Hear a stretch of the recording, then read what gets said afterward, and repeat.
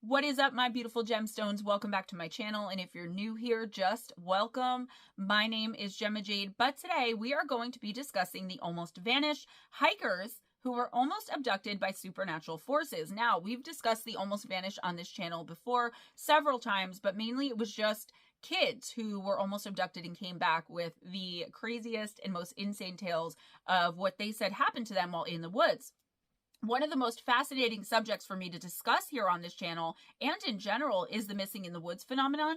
I've written about it at length, not just for this channel, but also for the other channel I used to write for. And I just find it so incredibly fascinating, especially when people come back from those experiences from being missing to tell insanely strange tales of beings they met, creatures they encountered, and just many stories of overall high strangeness that seem to go hand in hand with someone being temporarily lost in the woodlands and forested areas of our world and coming back to tell about it.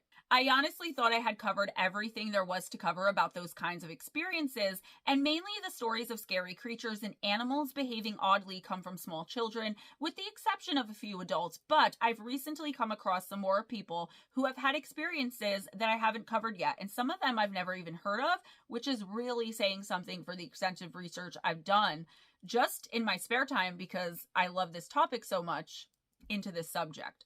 I give a lot of credit to small children, regardless of their age, when they come forward with the stories of what happened to them. But when it's an adult, for me, it's even stranger sometimes, because if whatever is behind the missing time or the abduction is intelligent, then it should know better that people might doubt children. But for the most part, there's really no reason for an adult to come forward with such reports, because it could essentially ruin their reputations and to a lesser extent their lives. Now, that goes by whatever you believe in, and some people think the children to be totally unreliable witnesses, and some say the adults are more likely to tell tall tales.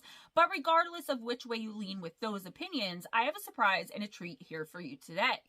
I mean, it's no secret that people go missing in the wilderness all of the time, and that there could be any number of reasons to why and how it happens.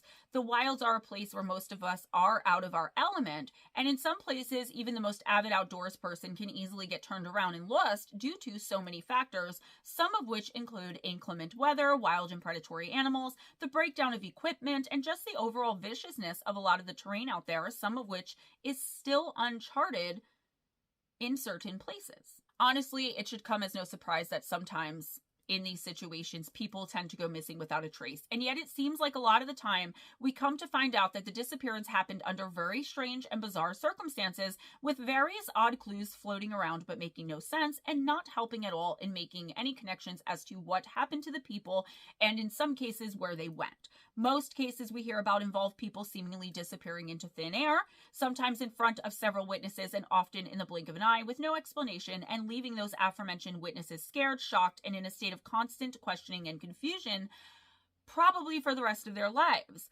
What we are discussing today, though, are cases where people seem to have escaped being a victim themselves of whatever the strange phenomenon was that had them in its sights and sometimes even in its clutches already, and coming back with tales of some paranormal, supernatural, or otherworldly force that tried to take them out, so to speak. As always, I ask that you keep an open mind and respect the people who are brave enough to tell their stories. Let's jump right in. Some cases seem to involve some sort of confusion being instilled in the would-be victim, or as I like to call these people, the almost vanished. Sometimes there's even a distortion of the landscape itself, as if some outside force is trying to infiltrate their minds to get them lost and to do who knows what with them once it does. Our first encounter comes from Reddit, and it was posted by the user Rosetta9. Rosetta9 says that in July of 2016, she was on a personal retreat at a yoga center in Colorado in the United States when she decided to go on a solo hike through the rugged wilderness area that surrounded the retreat itself. The trail she set out on was described as being well-traveled and clearly marked, and so she figured, as did everyone else whom she told she was going, that it would be an easy and hassle-free hike with no complications at all, and at first she reports that it was a very pleasant experience. At one point during the hike, she stepped slightly off the well-worn trail in order to look at a sign that had been posted on a tree. I mean, that seems innocuous enough to me, but let's see what Rosetta9 had to say about what happened next, as this is where things started getting bizarre. Quote, I walked maybe 5 feet off the trail to have a look at a brightly colored sign attached to a tree which gave the name of the national forest that I was in. I read the sign, turned around to go back on the trail, and literally the trail was not there. I found myself in a different location. How could this be possible, I thought to myself, and then of course one begins to panic when things go so wonky. I calmed myself and circled the area trying to find the trail or some way to get back on track, but it was not there. I made sure not to wander from the small area I was in, yet I was still searching for a way out. I retraced my steps to find the tree with the brightly colored National Park placard as a way to reorientate my location, but it was not there either. As I walked in the direction I came from, there was a barbed wire fence all around. I then began to get what I can only describe as a very creepy feeling that I was being watched, and panic set in again. I knew I must not panic and that I had to stay in the area I was in. I felt as if there was an energy trying to get me to go in a certain direction, but my gut, my intuitive self, said, no, don't go there. Then I thought to call 911 or my husband, who was 30 miles away. Not sure if I could have gotten service, but again, my gut very strongly said, no, do not get on your phone. Then, in the distance, I began hearing the voices of people talking. Oh, good, I thought, I'll call for help, as I just assumed that if I could hear them, they would hear me. So I cried out for help, screaming for help as loudly as I could. Then I began to have this terrifying feeling that the sound of my voice was going nowhere. The best way, in retrospect, that I can describe it is that I was very small, in a Petri dish being looked at, and the sound of my voice was being muffled. I literally thought to myself at this point, oh, this is how some people go missing. That's when I knew I had to absolutely find a way out. I ran straight away, and there in front of me was a field, so I just began running in the direction of the yoga center. The grasses got taller and taller as I ran and were taller than me in places. It was a very dry and hot Colorado summer, but this field was like a marsh or bog with dips and holes. I was sinking in as if in quicksand as I was running, and at one point badly twisted my ankle. It felt like I was going in slow motion, but I was running as fast as I could. Eventually, I got to a trail just near the facility. I sat down on a chair by a small lake that is on the property and was really in a dazed and confused state as to what I had just experienced. Mostly, I was just incredibly thankful to be sitting there. I remember, too, my eyes were burning badly, like I had been doused with some sort of chemical. For days, they were quite red and still burning, end quote. So guys, this is incredibly interesting and for a number of reasons, at least in my humble opinion. So let's unpack it. She stepped off the trail and went only a few feet off of it in order to read a sign of all things. That's how many people describe the beginning of their experiences out there when something strange happens to them. This is how it starts a lot of the time. The most random and seemingly innocuous things, and then poof, you don't know where you are anymore. So she suddenly isn't where she just was a second before, and is obviously, and for good reason, very confused about it. I was surprised to see her say she immediately realized that this must be how some people go missing. She describes feeling like she was in a Petri dish and being looked at, and for me, that goes along with something I channeled once, where I was told that sometimes the missing in the woods, the ones that go missing when they round a bend or when the person they're with merely blinks their eyes, and that was that extraterrestrials are behind many of those cases. Who or what else would be looking at us like that from above as though we're in a dish below them? Perhaps she meant she was being watched, but she must have been in some sort of bubble, as I like to call it, maybe a realm between realms, as her shouting and screaming were being muffled, seemingly so. This woman is so lucky she knew enough to follow her instincts and not let her curiosity get the better of her. The fact that she was adamant that she shouldn't have used her phone also stands out to me, and I wonder if she would have been injured had she tried to do so. This woman thought and acted fast, and it was probably the only reason she's alive today, or at least here in this place and time to tell her story. The tall grass, quicksand, and the burning of her eyes is something new, but I see no reason why we can't equate that simply to being other abduction methods done by whatever outside force was trying to lure her to it. It couldn't have been good, whoever it was, because a good entity or a light being would never terrify, terrorize, confuse, or hurt a human being. And if they should happen to do so by accident, they would stop the minute they realized that's what was going on. She saved her own life by following her gut, and we could all take a lesson from Rosetta 9 regarding these situations. This definitely ties into the missing phenomenon, as I like to call it, in that she experienced incredible disorientation and a sense of something trying to call or lure her away from at least the relative safety she was experiencing, knowing she had not moved from that one spot, even against her better judgment, to make her even more lost and confused than she already was. I mean, imagine the terror of being in one place one moment and somewhere else the next and not knowing how you got there because everything around you changed and you haven't actually moved. At least with people like me, some mediums, when it happens to us, it's usually because we allow it and are trying to experience someone else's position or point of view or something. To have it just randomly happen when you least expect it and have no frame of reference for understanding why it's happening in the first place is downright terrifying and, in my opinion too, evil.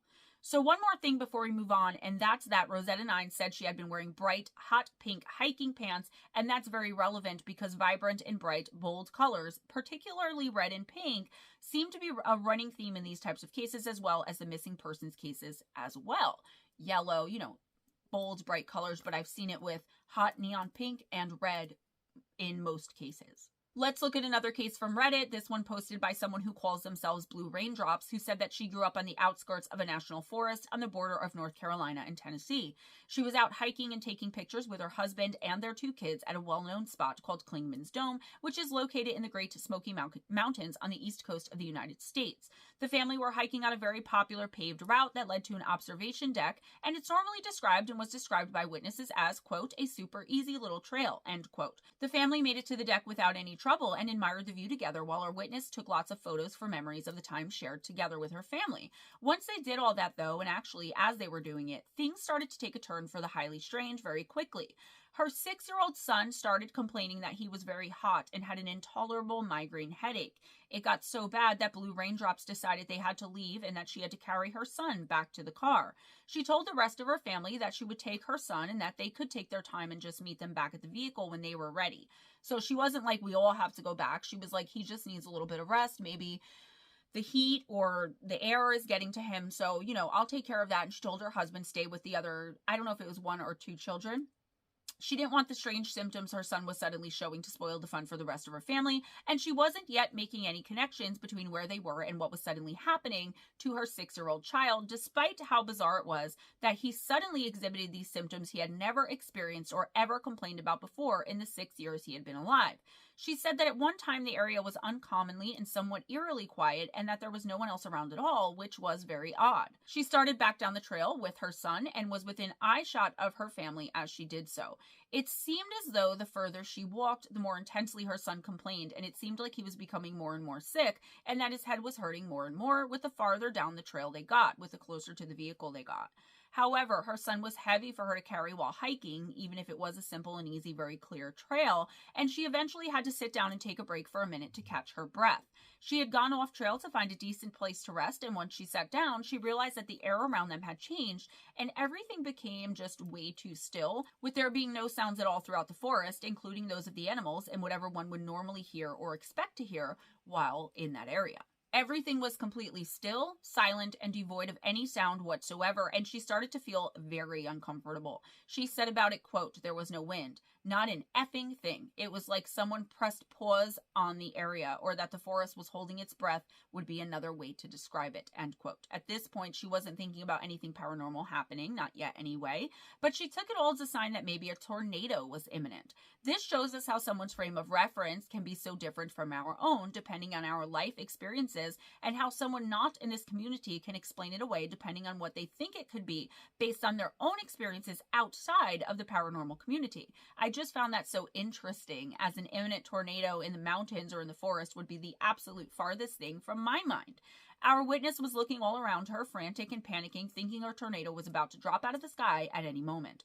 Just then, though, as she looked around the sky, thinking she was perhaps about to die and not knowing what to do, a series of very strange and unsettling events would occur, which she describes like this, quote, by now, the hair on the back of my neck is standing up, and it's just a general sick feeling I'm getting, thinking a tornado is about to begin and suck us up. I actually started to feel afraid to look around me and focused on my kid and calming him down. At this point, the area had this ominous, heavy feeling. I can't explain that one either, almost like I was afraid to look because I wouldn't like what I would see, like when you're a kid and you're afraid to look under your bed at night or something. I know it sounds insane.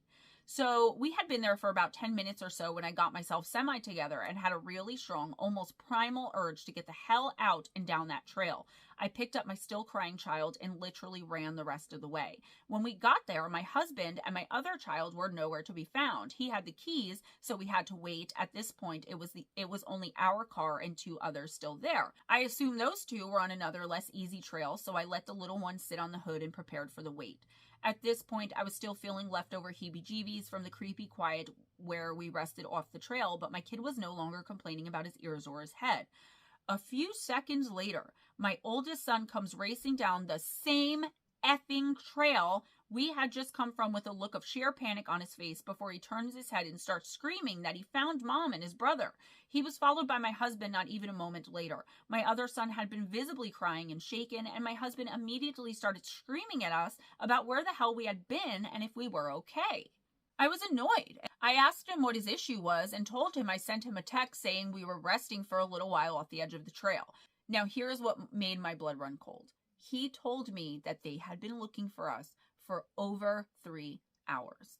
I called him a liar and that it probably just felt like hours. I said we were resting for only about 10 minutes, but after checking my phone, his phone, and even the clock in the car, it turned out that we really had been gone for about 3.5 hours. Besides this, my husband and other child said they had gone up and down the paved trail to the viewing deck 3 or 4 times while calling mine and my little son's name. This would have been impossible to miss because sound carries to an extreme level in that area. You could yell and it could be heard a mile away. I promptly turned and asked my little son if he still needed his migraine medicine, and he said the noise making his head hurt was gone and he was fine now. My husband asked him what noise, and he said it sounded like a big bumblebee inside of his head. We hauled out of there as fast as we could, all the while with my explaining every detail to my husband, who basically told me to shut up till we get home and could talk away from the kids. Needless to say, we haven't been back to that area again, and my husband is no longer a fan of the woods like he used to be either. End quote. So this one really creeped me out, guys. And I mean, they all creep me out, but this one I was like, whew, you know, I got like the chills because I was thinking like she sent him that text message. So whatever this thing was, whatever force this was, whatever being, creature, entity, whatever it was that was trying to lure her and her son away, or that was making her son feel this way, there are so many elements involved here, right? It knew possibly that she had texted her husband and that he wasn't going to come looking for her for a little bit. Right? Maybe it struck then. I mean, this is just my own speculation, but I'm trying to think about all of the angles to the story and the story as a whole. And I would say that because of the missing time they experienced, that they might very well have been abducted, and maybe whatever had done so had also been smart enough to know about the text that she sent. Or maybe it intercepted the text because it never explained if the husband received the text or not, or if they checked the phones to see if the text went through or anything like that. The only thing that sounds even remotely reasonable is that it was extraterrestrials of some sort, but what did they want, and what had they done with the witness and her son for 3.5 whole hours? Did they, meaning the mother and the son, even remember it? As far as the information I could find, they never figured it out. The son got better immediately when they left that area, and none of them ever went back there. Was something gearing up to snatch this mother and son out of the woods? To take them perhaps to a new earth somewhere, as I keep hearing when I'm channeling and trying to get information about just this sort of thing? Was that what was going on here? Or did something take them to where it needed to and do whatever it needed to do in that 3.5 hour time frame where they were lost and didn't remember anything? It could obviously be either or neither, and it could be something else altogether or several things at once. But whatever the explanation is, and we're probably never going to know, it won't be something rationally explained by anything we know about or are aware of today in our modern society, and I would bet that it would be that they were abducted, taken somewhere, and something was done to them. I don't have any information as to whether they ever did eventually down the line remember it, because there's no follow-up to these encounters. I just tried to choose like the most believable ones, the ones that resonated with me and rang true. Our next account comes from Reddit user Just Steal This, who said he's a United States Armed Forces veteran, and again the account comes from the east coast of the country. On the day it happened, our witness and his young son set out on a calm and leisurely hike on a calm and clear day. They chose a trail that was very well worn, clearly marked, and well maintained. As they walked along, however, our witness says that things suddenly started to feel off somehow, but that he couldn't immediately put his finger on what it was. The first thing he noticed was that the trail markers disappeared and the whole area went dead silent all of a sudden. He stopped and stood there trying to understand what was happening around him and trying not to scare his son. The silence was suddenly broken by a loud, snapping sound that startled and panicked the two of them immediately. He explained, quote, "This is where poop got surreal. As I looked back, I noticed that the trail I was walking on lost all sense of familiarity. There were trees I didn't see, certain plants I know for sure weren't there before, etc. But regardless, I kept my composure and stared deeply into the woods to see what made that snapping sound. I scanned the area and didn't see any life forms, but for some reason my eyes started to fixate on a particularly unnerving dark section of the forest. For whatever reason, my entire body started locking up and every single alarm bell in my head started pinging. No matter how hard I tried to focus on this dark patch, I couldn't see poop. I had the weirdest sensation of being able to see each individual branch and plant in high detail, but I couldn't focus on the overall scene. It was super blurry. I also felt my internal fight or flight mechanism flipping between the two decisions faster than a coin in a coin toss. I stood there for what felt like an eternity, trying to figure out why my senses weren't working anymore. The instinctual part of my brain was screaming that there was something there, but I absolutely could not observe it. Whatever little light that was in the area seemed to bend around this one central point, somewhat like how a cloaking device works. It was a minor distortion, but enough to make it strangely obvious. I then noticed how I hadn't heard a peep from the forest this entire time, and I was feeling very cold even during 85+ degree weather. I could not shake this feeling of impending doom, probably what one feels when they are on their deathbed. I felt exceptionally vulnerable because I was not armed and had no way of dealing with whatever the hell it was. Eventually, I was able to snap out of my trance briefly to look down at my son and saw that his body was contorted around his seat, frozen and staring exactly where this anomaly was, with his mouth agape and his eyes wide and dilated. This is when I knew that I wasn't hallucinating and that we needed to get the hell out of there. I took advantage of my brief moment of clarity and ran like the wind with my son in tow. I looked back only once and saw that my boy was still looking towards the area, but not frozen in place anymore. It took all of about a couple of minutes to get out past the tree line and onto a main road. For whatever reason, I broke down and I started crying. My son looked at me like I was crazy. But anyways, I had never felt such sheer terror over what seemed to be nothing in my whole life. I hadn't felt that way at all in any point of my life, in fact. The feeling that my son and I were completely vulnerable and that I wouldn't have been able to defend either of us. I also never had the distinct feeling of being able to see things perfectly, yet not able to register any of it in my head before. My morbid curiosity wants me to revisit the place, equipped with a firearm and a GoPro to record any events that would arise, but I'm still trying to get over this previous experience for now. I've been in scary situations before, but this trumps anything I have ever experienced before, end quote. This one is another one that has very familiar elements. It's someone like the Glimmerman encounter I had when I was with my very young son at the time. So whatever this is, considering it's probably not all the same thing, but also considering it very well could be, we just don't know. We have no way of knowing at all, actually. It's seemingly out for the kids in these last two cases at least. It seems like it was trying to confuse the father so that it could get to the son, but with no information at all on what the son saw and or experienced, there's really no way possible that we could know or tell for sure. Guys, please, let me know what you all think in the comments below about these cases, because this is one of my favorite topics to cover, and one of the reasons for that, one of many anyway, is that I absolutely love hearing the feedback from you guys and all of your ideas as well.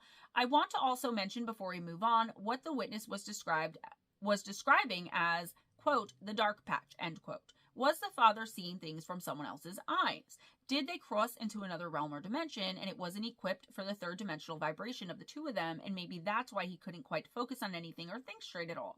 It's all just so interesting, but it does leave us with too many questions in the end. It's very frustrating for me because I want to know everything, but can only know what the information and source material that I have tells me, and that's where this one ends.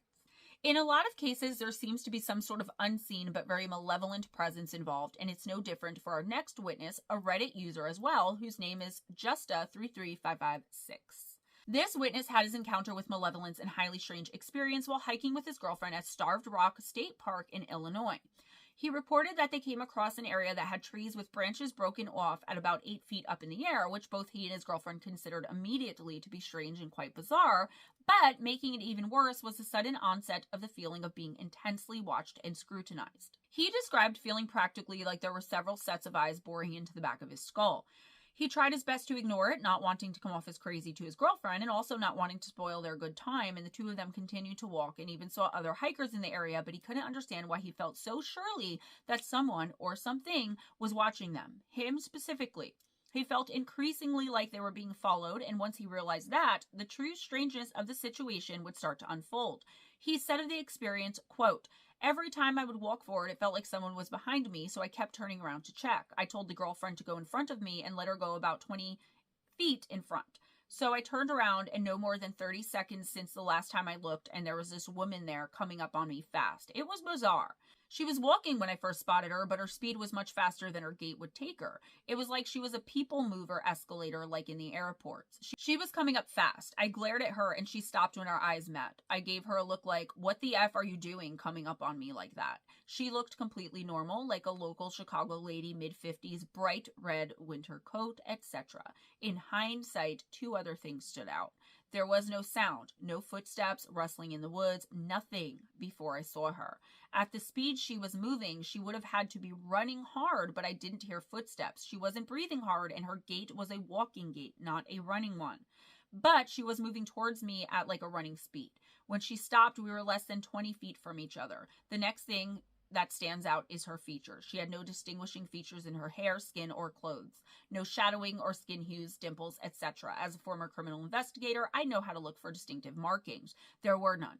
Even her clothes were a uniform color, yet indistinct in any way. It was like she just stepped out of a department store. After us staring at each other for a little bit, I felt like I'd gotten my point across. She had her head cocked back to her left and looked at me from the corner of her eyes, slightly alarmed, I guess like this, in a kind of you caught me look. So after I felt I made my point, I turned around and continued walking. The girlfriend had not seen her and had continued walking. I took 3 steps and then realized there was no way she could have come up from that group of people in the 30 seconds or so since I had last looked back. So I guess there was a group of people around somewhere. The poster seems to have failed to mention that. There was also nowhere to come from on either side that wasn't visible for hundreds of feet. I said to myself, no way, and spun back around. She was gone. Simply vanished. I checked the group way behind us, and no one had on a red coat. No one else was around, and there were no sounds other than my footfalls. The woman just vanished. No drugs or alcohol were involved, and both are prohibited in my line of work.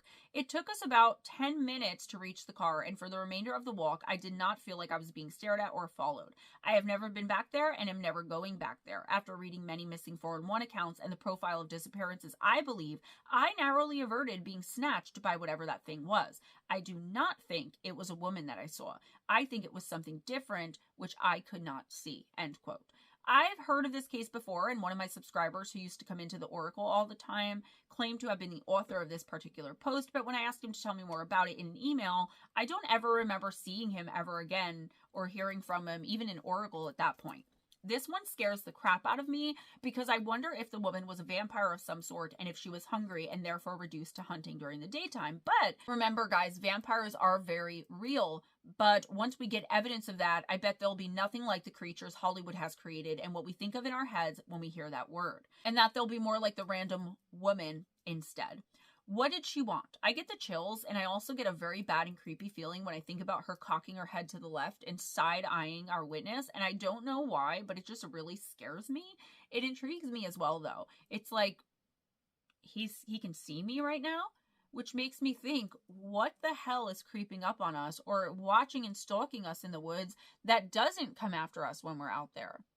I don't spend much time in the woods, guys. Like I've always told you guys, I have no earth in my charts. I really don't have any want to go out there, but sometimes I have to ground and to kind of reconnect with nature. I have to force myself, and this type of stuff is what keeps me from doing that. Honestly, it really is.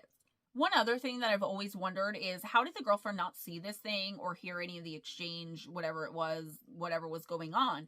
Was it because she wasn't meant to, or because she simply wasn't paying that much attention and was too far ahead? I would also love to know if the girlfriend experienced anything strange, or if she experienced any of at least the strange sensations that our witness reported. Our next one comes from Reddit user BBEE73086. B was with her family on their annual camping trip at a tiny little remote lake called Lake Alamanar, which is located in Lassen County, California.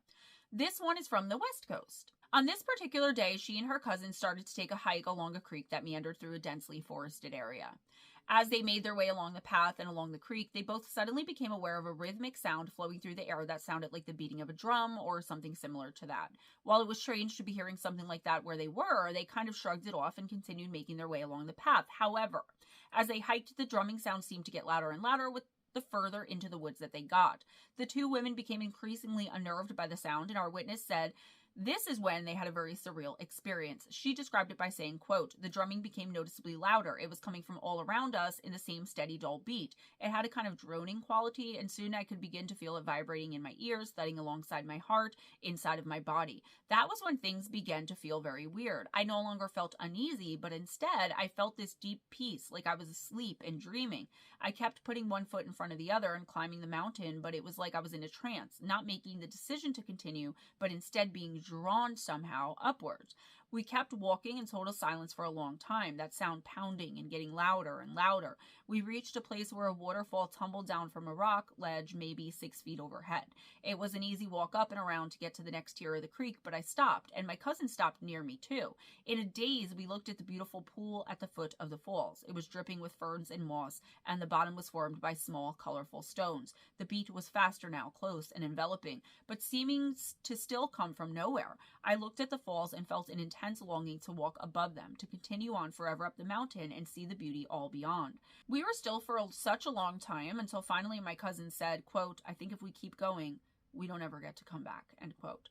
When I looked at her, I knew I felt the same thing, and I felt a splash of adrenaline. We turned and started back down the mountain. As we descended, the foggy feeling began to clear, the beat began to fade, and I felt more and more the urgent need to get away. Finally, awake, I was covered in goosebumps and was leaping and tripping over things to go as fast as I could. We passed the big root system and both spontaneously said, "Thank you," and started giggling nervously. As we finally hit the meadows, we started to relax, and I laughed and said something like, "Wow, we have really big imaginations." Finally, we crossed the meadow and stopped to turn around and look back. Just then, a loud, sharp, unmistakable yawp echoed down the mountain. I wish I knew what a yawp was. Y-A-W-P. It had emanated from exactly where we'd just been. Every hair on my body stood up, and I just knew that if we hadn't turned around at the waterfall, we never would have left the mountain again. We ran back to camp as fast as we could go, end quote. Yeah, so this one is crazy, and it was almost like something was luring them nearer to it, trying to get them to give in to the allegedly peaceful feelings they were experiencing while standing at the top of that peak. Something inside of them knew, though, that they were being lured by a malevolent presence, and that to ignore their intuition would mean either death or at least the death of life as they knew it, probably on this three-dimensional plane and in this realm, and I definitely agree with that sentiment. What do you guys think of that one? So in looking at these cases and so many more that are either sent to me personally or that I come across almost daily in my research, we have no choice but to be left to wonder if these people specifically were being targeted by some unknown and malevolent force, or if they were just in the wrong place at the wrong time. And what if the force isn't malevolent?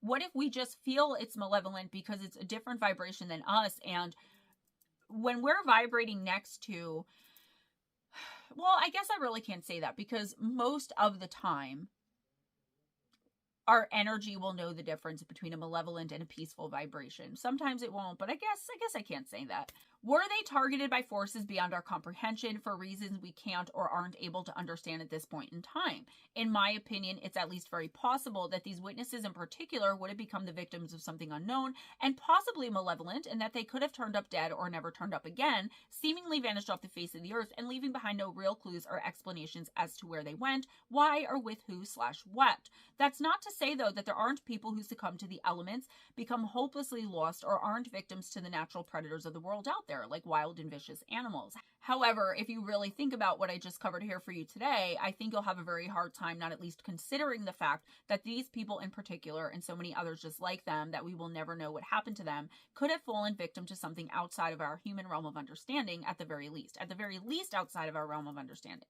Now, who's to say that in at least some of, maybe to a lesser degree, the cases of people who go missing without a trace or vanish into thin air that are abducted by some outside force, who's to say that some of the time, very small scale, but some of the time, they aren't abducted or taken by something of a higher vibration? I mean, we just don't know. And that, I think, is the scary part, and the implications of this is what scares me more than anything else. That's all I have for you today, guys. Please give this video a big thumbs up if you enjoyed the content, if you enjoyed hanging out with me, if you enjoyed hanging out with one another in the premiere. Spread the love by sharing this video. Make sure your notification bell is turned on, okay? Even if you've already turned it on, just go and make sure, because a lot of people aren't getting their notifications because their notification bell has somehow mysteriously been turned off, not on anymore. Check out the description box for some important links, ways to donate to the channel, PayPal, Cash App, and my Amazon wish list gift link if you want to send me a gift. A lot of people have been asking about the holidays, so that is a great place. You'll find thousands of the most randomest things on there, decks, crystals, and so much other stuff. And for ways to contact me, it's just GemmaJadeParanormal@gmail.com. Links to my books on Amazon, the Kindle and paperback versions of Missing the Faith Theory, Encounters with Evil, 101 True and Terrifying Stories, and Shadow Entities, Sleep Paralysis, and Beyond. If you want an autographed copy, please hit me up, GemmaJadeParanormal@gmail.com, or text me before making that purchase. The tentative schedule for the channel, which every week is basically the same with maybe one or two changes throughout the month, but really it basically stays the same. That schedule is also in the description box, as well as a ton of other information you guys may be wondering about. If you have any questions, if you want to send in your own encounters with the supernatural, paranormal, extraterrestrial, otherworldly in general, you can also send those. And for any other correspondence, questions, comments, polite criticisms, constructive criticism, GemmaJadeParanormal@gmail.com. Be kind to each other, guys. It doesn't cost anything. Be kind to yourselves and never accept anything less than others being kind to you. If nobody told you today you're amazing, you are definitely worth putting the energy and effort into yourself, and self-care is not selfish. If you feel like nobody else believes in you, guess what? I do. I believe in you 100%. I've got your back. Always go in grace, smile at a stranger, and I will see you guys next time. Bye.